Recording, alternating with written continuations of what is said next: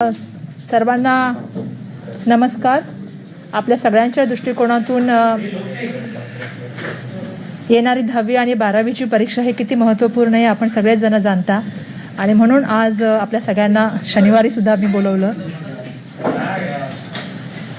या ठिकाणी 10वी आणि 12वीच्या परीक्षेसंदर्भामध्ये आम्ही खूप टीचरांशी चर्चा केली, काही यूट्यूबवाल्यांशी चर्चा केली आणि इतरही विद्यार्थ्यांशी पालकांशी चर्चा करण्याचा प्रयत्न केला आणि त्याच्या माध्यमातून ज्या काही सूचना आल्या त्या सूचना असं एकत्रितपणे करून कशा तऱ्हेने आपण ह्या परीक्षेला पुढं गेलं पाहिजे त्या तऱ्हेने आम्ही तयारी संदर्भामध्ये आजच्या या प्रेस कॉन्फरन्सच्या माध्यमातून मी आपल्याला सांगू इच्छिते. आणि याच्यामध्ये आपल्या पण काही सजेशन्स असतील तर बिलकुल आम्ही त्यासुद्धा ऐकून घ्यायला आम्ही तयार आहोत आणि त्या दृष्टिकोनातून आम्ही काम करणार आहोत. मला काही गोष्टीचे आज सांगायचे आहेत आपल्या सगळ्यांना. माझा आवाज येतोय ना? मला मास्क नाही. हां काढू मास्क काढू.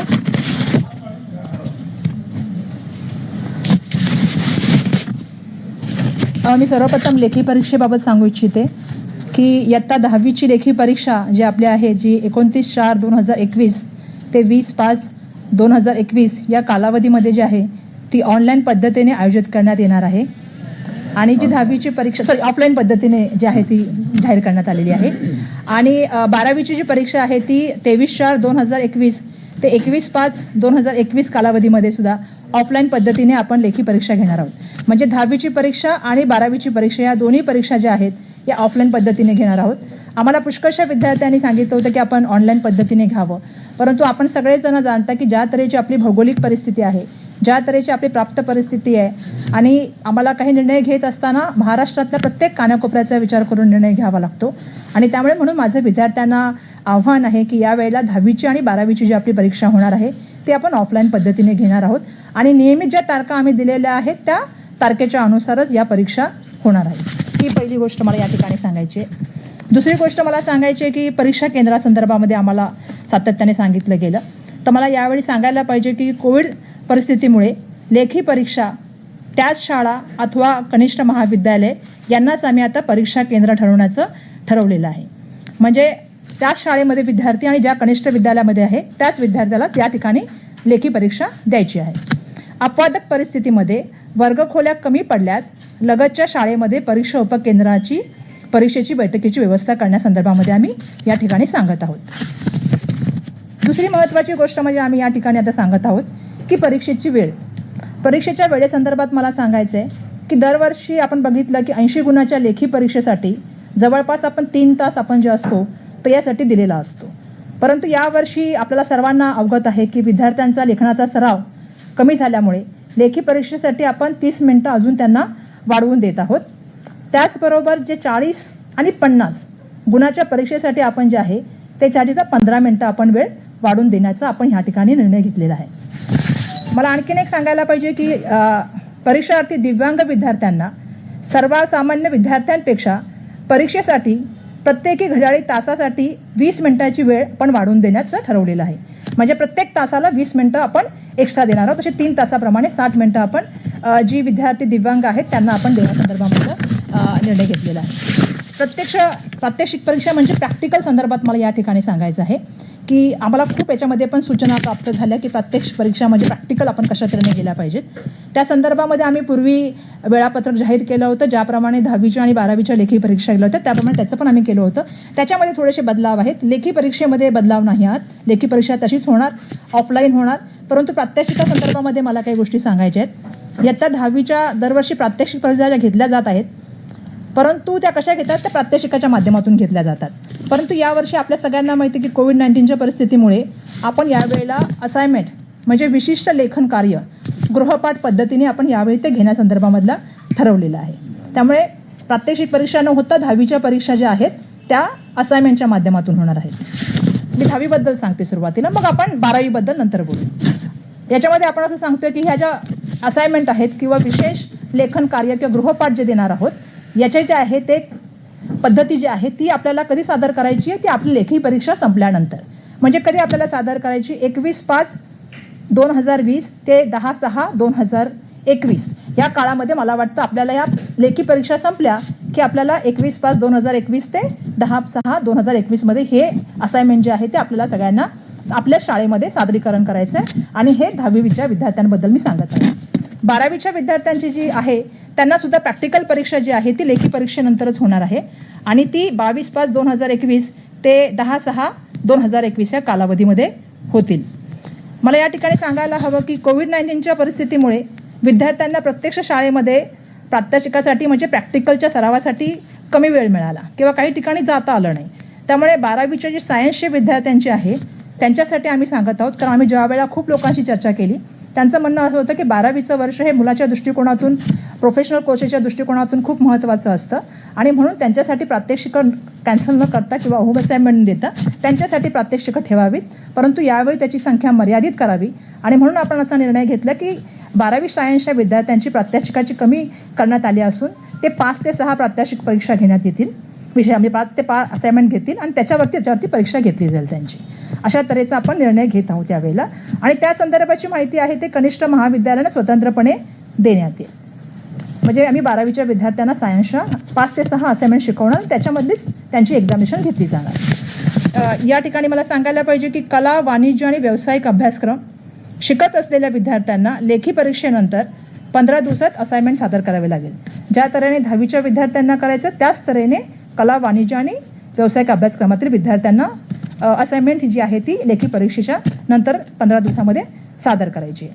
याच्यामध्ये एक गोष्ट आणखी नोट करायला पाहिजे की जे 10वी आणि 12वीचे विद्यार्थी अथवा त्यांच्या कुटुंबातील सदस्यात ह्या प्रॅक्टिकल परीक्षा म्हणजे प्रात्यक्षिक परीक्षेच्या कालावधीमध्ये जर करोनाची लागण झाली किंवा काही करोना सदृश परिस्थिती म्हणजे लॉकडाऊन असेल, कंटेनमेंट झोन असेल किंवा संचारबंदी किंवा इतरही काही विषय असतील, तेव्हा ह्या जे असाइनमेंट असेल किंवा ही जी प्रॅक्टिकल परीक्षा असेल याला 15 दिवसाची मुदतवाढ त्या ठिकाणी देण्यात येईल आणि ते ऑर्गनाईज करण्याचं कामसुद्धा त्या ठिकाणच्या शाळा किंवा कॉलेजचं त्यांना ते अधिकार आहे. मला या ठिकाणी सांगायला पाहिजे की एखाद्या विद्यार्थ्यास परीक्षा कालावधीमध्ये करोनाची काही लक्षण जाणवत असल्यास अथवा करोनाचा प्रादुर्भाव झाल्यामध्ये त्याची जशी सदृश्य परिस्थिती आहे, जसं लॉकडाऊन असेल, कंटेनमेंट झोन असेल, संचारबंदी असेल, अशा अभावी समजा ही मुलं परीक्षा देऊ न शकलेल्या विद्यार्थ्यांसाठी सुद्धा आम्ही एक विशेष परीक्षेचं आयोजन करत आहोत आणि ही परीक्षा आम्ही जून महिन्यामध्ये घेण्यासंदर्भामध्ये निर्णय घेतलेला आहे आणि सदरची परीक्षा जी आहे ती त्याची जी केंद्र आहे ते शहरी भागात ठराविक ठिकाणी व ग्रामीण भागात तालुक्याच्या मुख्यालयाच्या ठिकाणी निश्चित करण्यात आलेली आहेत. म्हणजे जी आपली पहिली परीक्षा होईल ही प्रत्येक शाळेमध्ये आणि त्या महाविद्यालयात होईल, परंतु आपली ही जी विशेष परीक्षा आपण घेत आहोत जी करोनाच्या बाबतीमध्ये झालेली मुलं असतील ज्यांना घरामध्ये असेल किंवा स्वतः करोना असेल किंवा त्या ठिकाणी लॉकडाऊन असेल किंवा अशी परिस्थिती असेल, अशासाठी विशेष परीक्षा आपण जूनमध्ये घेतोय. परंतु ही जी केंद्र आहेत ती काही ठराविक ठिकाणी शहरी भागामध्ये असतील आणि ग्रामीण भागामध्ये तालुक्याच्या मुख्यालयाच्या ठिकाणी असतील. पुरवणी परीक्षेच्या बाबतीमध्ये आम्ही सांगतो आहोत कारण त्याच्यानंतर तुम्हाला सर्वांना माहिती आहे की रिझल्ट आल्यानंतर आमची पुरवणी परीक्षा प्रत्येक वर्षी असते, ज्याच्यामध्ये श्रेणीवर्धन करायचं असेल, एटीकेटीचे विद्यार्थी असतात ते त्या परीक्षेला जे आहे ते परीक्षा देतात. अशा परीक्षा संदर्भात मी सांगू इच्छिते की परीक्षा मंडळामार्फत आयोजित केली जाणारी पुरवणी परीक्षा जी आहे आमची ती जुलै-ऑगस्टमध्ये आमची घेण्यात आमचा विचार आहे आणि जुलै-ऑगस्टमध्ये परीक्षा होत असताना ही परीक्षासुद्धा शहरी भागामध्ये काही ठराविक ठिकाणी व ग्रामीण भागामध्ये तालुक्याच्या मुख्यालया ठिकाणी आपण निश्चित करण्यासंदर्भामधला निर्णय घेतलेला आहे. सुरक्षा उपाय आपण सांगू इच्छिते मी की आम्ही काय काय उपाय सुरक्षेसाठी करत आहोत. यासाठी सगळ्यात महत्त्वाचं आहे की परीक्षेसंदर्भात शाळा, कनिष्ठ महाविद्यालय, केंद्र प्रमुख पर्यवेक्षक व अन्य बाबीसाठी स्वतंत्र सूचना आम्ही निर्गमित करणार आहोत, ज्या आता मला वाटतं उद्या आमच्या होतील. त्या व्यतिरिक्त कोविड-19 बाबत केंद्र सरकार व राज्य सरकारांची मार्गदर्शक सूचना स्वतंत्रपणे आपण निर्गमित करणार आहोत, ज्याच्यामध्ये कशा तऱ्हेने आपण पेपर लागल्यानंतर कसं ठेवलं पाहिजे, फिजिकल डिस्टन्स कसं ठेवलं पाहिजे आणि गर्दी न होता कसं आपल्याला हे ऑर्गनाईज करायचं या संदर्भामध्ये मार्गदर्शन सूचना ज्या आहेत त्या आम्ही देणार आहोत. त्या व्यतिरिक्त मला सांगायचं आहे की सर्व विद्यार्थ्यांना आणि आम्ही पालकांना या ठिकाणी मी आव्हान करू इच्छिते की राज्य मंडळाच्या अधिकृत संकेतावरील जे संकेतस्थळ आहे त्याच्यावरची जी माहिती आहे तीच अधिकृत समजण्यात यावी. ही माझी या ठिकाणी सर्वांनी आपण नम्र विनंती आहे की आपण ह्या गोष्टीची नोंद घ्यावी, कारण पुष्कळशा वेळेला पालक आणि विद्यार्थ्यांमध्ये खूप मोठ्या प्रमाणामध्ये आम्ही बघितलं की संभ्रमाचं वातावरण निर्माण होतं आणि अशा वेळेला माझी सर्वांना नम्र विनंती आहे की राज्य मंडळाचं जे आमचे अधिकृत जे आमचं संकेतस्थळ आहे त्याच्यावरतीचीच माहिती जी आहे ती आपण अधिकृत माहिती समजावी. कुठले दोन पॅराग्राफ? पहिलं आम्ही सांगत आहोत की 10वीची जी आमची लेखी परीक्षा आहे ती 29/4/2021 ते 20/5/2021 या कालावधीमध्ये ऑफलाईन पद्धतीने आम्ही घेत आहोत. दुसरं आम्ही 12वीची जी परीक्षा आहे ती 23/4 2020 ते 21/5/2020 कालावधीमध्ये ऑफलाईन पद्धतीने घेत आहोत. म्हणजे मागे जे आम्ही टाइम टेबल दिले ते दोन्ही टाइम टेबल आम्ही तसंच ठेवत आहोत 10वी आणि 12वीच्या परीक्षेचं, आणि ते आम्ही ऑफलाईन पद्धतीने घेण्यासंदर्भामध्ये सांगत आहोत. दुसरं मी सांगितलं की परीक्षा केंद्रासंदर्भात मी सांगितलं की कोविड परिस्थितीमुळे लेखी परीक्षा ह्या त्याच शाळेत आणि त्याच कनिष्ठ महाविद्यालयात परीक्षा केंद्र म्हणून आम्ही ठेवण्यात येणार आहेत. आणि काही अपवादात्मक परिस्थिती झाली की समजा एखादा वर्गखोली कमी पडली तर अशा वेळेला या शाळामधल्या परीक्षांसाठी आपण लगतच्या ज्या आहेत शाळा त्यांना आपण उपकेंद्र म्हणून परीक्षेसाठी बैठकीची व्यवस्थापन करण्यासंदर्भात सांगत आहोत. मॅडम, काही पालकांनी मागणी केलेली आहे की विद्यार्थ्यांचं लसीकरण करावं. नाही, असं आहे की त्याच्या संदर्भामध्ये आपल्यालाही माहिती आहे की 10वीमध्ये जवळपास जर बघितलं तर मी आता माहिती पण घेत होते 13 लाखपेक्षा जास्त विद्यार्थी, मला वाटतं 12वीमध्ये 13 लाखपेक्षा जास्त विद्यार्थी आहेत आणि 10वीमध्ये मला वाटतं 16 लाखपेक्षा जास्त विद्यार्थी आहेत. त्यामुळे ते निर्णय घेताना आम्हाला खूप, पण आम्ही एक गोष्ट करण्यासाठी आम्ही आधीच सांगितलेलं आहे आणि माननीय मुख्य सचिवांशी सुद्धा माझी याविषयी चर्चा झालेली आहे की जे बोर्डाचे स्टाफ असतील किंवा आमचे जे शिक्षक असतील जे 10वी 12वीचे पेपर कंडक्ट करणार आहेत किंवा असाइनमेंटला जाणार आहेत त्यांचं आम्ही सांगत आहोत की त्यांना फ्रंटलाईन वर्कर म्हणून करण्यात यावं आणि त्यांच्या संदर्भामध्ये हा निर्णय घ्यावा की त्यांचं लसीकरण लवकर करण्यासंदर्भामध्ये.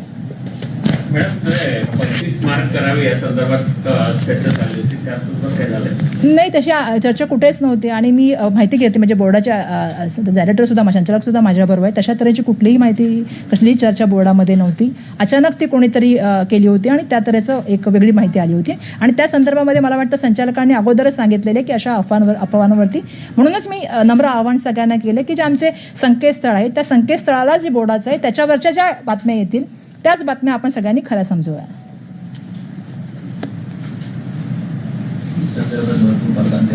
काही ठिकाणी परीक्षेच्या वेळी कंटेनमेंट झोन जे आहेत तर शाळांमध्ये त्या एरियात असेल त्या मुलांना काय व्यवस्था करणं. नाही, आम्ही बघा आताच एक निर्णय घेतलेला आहे की ज्या ठिकाणी कंटेनमेंट झोन असेल किंवा क्वारंटाईन म्हणून शाळा वापरलीच असेल किंवा एखाद्या फॅमिलीमध्ये असेल अशा वेळेला एक तर आपण जी सुरुवातीला लेखी परीक्षा आपण ऑफलाईन सांगतोय तशाच तऱ्हेने आपण दुसरी परीक्षा जूनमध्ये विशेष परीक्षा घेतोय तर त्या विद्यार्थ्यांना त्या परीक्षेला अपिअर होता येईल. त्याच्यामधून आपण आणखीन जर समजा काही असेल तर अजून श्रेणीवर्धन करायचं असेल किंवा समजा एटीकेटी असेल किंवा बाकीचे विषय असेल तर त्यांच्यासाठी आपण तिसरी परीक्षा जी आहे जी पुरवणी परीक्षा आपण जुलै ऑगस्टच्या मध्ये आपण ती प्लॅन करत आहोत. आणि कोणाला काही विचारायचं? जूनमध्ये आपण विशेष परीक्षा करतोय बिलकुल. ते आपण विचार करतोय की कारण ही वेगळी परिस्थिती आहे आणि अशा असाधारण परिस्थितीमध्ये कुठलाही विद्यार्थी शाळेपासून किंवा शिक्षणापासून बाजूला राहणे किंवा परीक्षेपासून बाजूला राहणे म्हणून आपण असा निर्णय घेतला की एक विशेष परीक्षासुद्धा घ्यायची आणि विशेष परीक्षेनंतर आपण त्यासाठी पुरवणी परीक्षासुद्धा घेतो ज्याच्यामध्ये ह्या विद्यार्थ्यांना तिसऱ्यांदा सुद्धा एक संधी मिळू शकेल दुसऱ्यांदा. ज्युनियर कॉलेजच्या संदर्भामध्ये बरेच कोचिंग क्लासेस आहेत ज्यांचे ज्युनियर कॉलेजेस आहेत किंवा अशा ज्या जागा खूप छोट्या आहेत तर अशा परिस्थितीमध्ये कशा प्रकारे तिकडे त्यांचं एक्झाम सेंटर चालवलं जाईल? नाही, सगळ्यात महत्त्वाची गोष्ट आहे की मी सुरुवातीलाच सांगितलं की अशा अपवादात्मक परिस्थितीमध्ये तिथल्या बाजूची जी शाळा किंवा एखादं केंद्र असेल त्यांना आपण उपकेंद्र म्हणून तिथे करणार आहोत. परंतु ह्या परीक्षाची तयारी आम्ही बोर्डाला आधीच सांगितलेली आहे की त्या तऱ्हेने आपल्याला पूर्णपणे तयारी करायची आणि त्या तऱ्हेचं बोर्डाचं काम म्हणजे प्रत्येक विभागीय स्तरावरचं काम आता सातत्याने सुरू आहे. लोकलचं टाइम टेबल अजूनही पूर्णपणे ओपन झालेलं नाहीये त्यामुळे विद्यार्थ्यांना परीक्षेला जाताना काय अडचण अनेक विद्यार्थी लांबून जे प्रवास करणार आहे.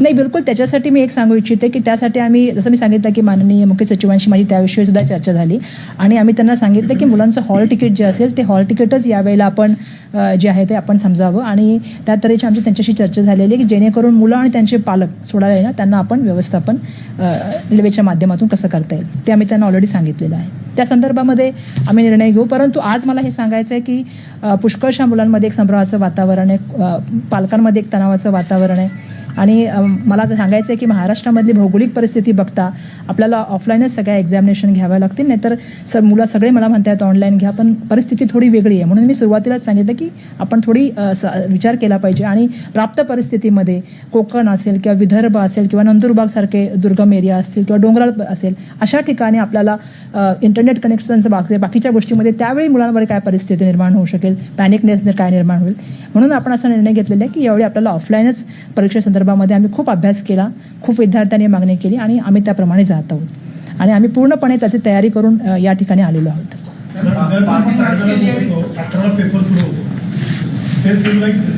काय 11ला मला वाटतं यावेळेला आम्ही पेपराचं टायमिंग थोडा 10:30 वाजता करतोय. थोडा अर्ली, कारण आम्हाला अर्धा तास अजून एक्स्ट्रा मुलांना द्यायचं आहे. त्यामुळे आणि थोडं आता मी बाकीच्या पण काही गाईडलाईन्स ज्या आहेत त्यांच्या माध्यमातून तुम्हाला बोलायचं आहे सांगा. नाही, आता मी मास्क घालते. उन्हाळ्याची परिस्थिती असणार आहे. इकडे करू पासून. उन्हाळ्याची परिस्थिती असणार आहे, त्यामुळं अर्धा तास आपण वेळ अलीकडे घेतलेली आहे. दरवेळी 11 वाजता होत होती, ती आपण 10:30ला सुरू करणार आहोत. मैम पासिंग मार्क्स के लिए भी डिमांड हो रही थी कि कुछ कम किया जाए, 35 से कम किया नहीं, पासिंग मार्क्स के लिए वही हम थोड़ी देर पहले उन्होंने मुझे सवाल पूछा था कि ऐसा कोई भी डिस्कशन नहीं हुआ है. हमने सिर्फ अभी इंटरनल मार्क्स के लिए पूरी तरह से स्कूल को जिम्मेदार रखा है और स्कूल को उसको कंडक्ट करना है जो स्कूल के इंटरनल है. पासिंग मार्क्स के लिए कोई भी चर्चा ऐसे बोर्ड में नहीं है, क्योंकि ये बोर्ड की एग्जामिनेशन है और इसको यूनिफॉर्म तरीके से और प्रॉपर तरीके से हमें रखना है. 35 नहीं रहेंगे. जी जी. हां, अर्ध्या तासाचं म्हणजे मॅडमनी जसं आता आपल्याला सांगितलं की या कालावधीमध्ये मुलांचा लेखन सराव कमी झालेला आहे. त्यामुळं ऑर्डिनरी परिस्थितीमध्ये मुलांचं सराव परीक्षा होतात, चाचण्या होतात, त्यामुळे त्यांचा सराव राहतो. म्हणून मग तेवढा अर्ध्या तासाचा कालावधी आपण सर 4 तास मिळतात 80 मार्काच्या परीक्षेसाठी. 10:30ला जर पेपर सुरू होत असेल तर किती वेळ, म्हणजे किती वाजेपर्यंत पेपर? 3 तासाचा आहे, त्याच्यावेळी 3.5 तासाचं आहे. 10:30 ते हो, 2 दोन्हीसाठी. मॅडम काही पालक म्हणतात की आम्ही पैसे देऊ वॅक्सिनसाठी, तर तशा पद्धतीने पण काही अरेंजमेंट नाही, मी त्याच्या संदर्भामध्ये असं कोणी असेल तर मला अजून अशा काही सूचना प्राप्त झालेल्या नाहीत, पण नक्की असं काय तर मी विचारते. परंतु आम्ही सध्या तरी असं विचार केला की आपण शिक्षक आणि जे बोर्डाचे कर्मचारी त्यांना आपण फ्रंटलाईन म्हणून घ्यावं. तर मला वाटतं आपल्या सगळ्यांना न्यायालयानं असं म्हटलंय की जर एसीबीचं आरक्षण मिळालं तर त्यांना ईडब्ल्यूएसचं आरक्षण मिळणार नाही. नाही, हा विषय मला वाटतं माझा नाही.